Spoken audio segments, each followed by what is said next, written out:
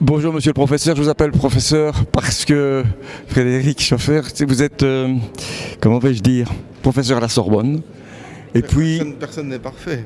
Personne n'est parfait, oui, mais vous respirez, vous déplacez cette odeur de créativité. Je ne sais pas comment je vais vous expliquer ça, c'est extraordinaire. Je vous ai rencontré, d'abord je me suis un peu intéressé à ce que vous faisiez, et puis je me dis, c'est un extraterrestre.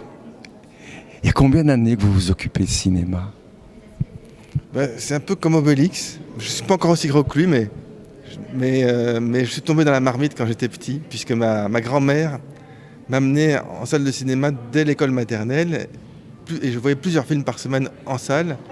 Et donc très vite, le cinéma, c'est devenu ma vie, parce que j'attendais le moment où on allait voir un film en salle. C'était pour moi la vraie vie, c'était sur le grand écran.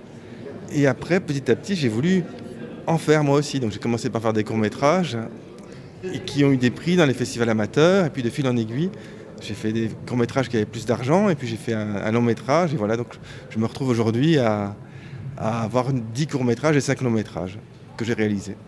Ben dites donc. Alors moi on va parler du scénario, puisque le film que vous avez présenté portait là-dessus.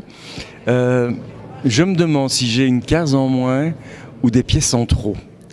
Peut-être vous allez pouvoir me dire. C'est-à-dire que depuis que je suis tout petit, j'invente des scénarios tout le temps. Je suis dans la vie de tous les jours.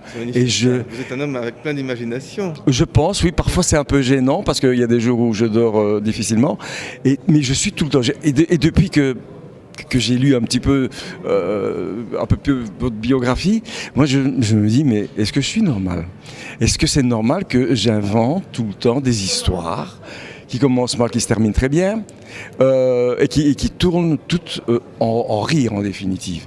Est-ce que je suis normal? J'espère bien que non. Sinon la vie ne serait pas drôle pour vous.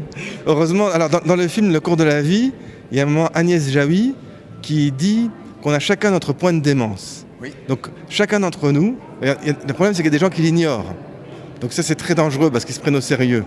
Mais ce qui est bien, c'est quand on a conscience qu'on a tous un petit grain de folie. Et heureusement, sinon quel ennui. Et donc je trouve que vous avez une chance formidable. C'est l'imagination, l'imaginaire. Et c'est ce que dit Agnès Jaoui dans le film aussi. Elle dit « et si ». Et donc voilà. Le « et si » c'est la formule magique. Et donc « et si » on commence à imaginer qu'est-ce qui peut se passer. Et dans le cours de la vie, donc elle joue le rôle d'une scénariste qui raconte comment elle travaille les scénarios. Alors ça va paraître, oh là là, qu'est-ce que ça va être ennuyeux ça, et puis ça s'adresse qu'aux gens de cinéma, mais j'ai la faiblesse de croire, parce qu'il y a des spectateurs qui ont beaucoup aimé le film et qui ne sont pas du tout dans le milieu du cinéma, donc ça peut intéresser tout le monde, parce que justement, comme vous, tout le monde a un imaginaire, et tout le monde se raconte des histoires, et tout le monde aime voir des films, et même tous les enfants, c'est ce qu'on retrouve chez tous les enfants, ils aiment bien qu'on leur raconte des histoires avant de se coucher, par exemple. Donc je pense que c'est vraiment quelque chose qui est dans tout être humain, c'est ce besoin de la fiction, ce besoin d'inventer des choses. Alors évidemment, on part du réel, on ne part pas de n'importe où, mais comment, à partir de ce qu'on voit, de ce qu'on observe, on peut inventer des histoires. Et c'est magnifique quand il y a des personnes comme vous qui ont cette force de l'imaginaire. Oui, je crois que je vis tout le temps comme ça, parce que j'ai écrit une trentaine de pièces de théâtre, surtout du café-théâtre, parce que c'est ce qui m'a vraiment mené, et je pense que c'est ce qui m'a sauvé. Mais voilà, ça continue dans la tête, etc. Et j'ai beaucoup aimé ce film pour ça aussi, parce que je me suis dit quand même, si j'ai pu suivre des cours comme ça, je me dis j'aurais peut-être pu me canaliser. Mais enfin voilà, on va laisser place à la folie. En tout cas, je vous remercie. On va devoir céder la place ici parce que les délibérations vont avoir lieu. J'espère vous rencontrer un jour.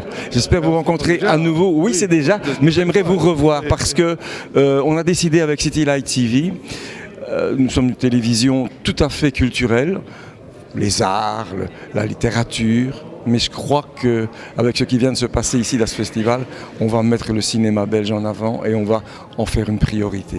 Alors j'espère qu'on aura l'occasion de se revoir parce qu'on pourrait peut-être envisager une collaboration.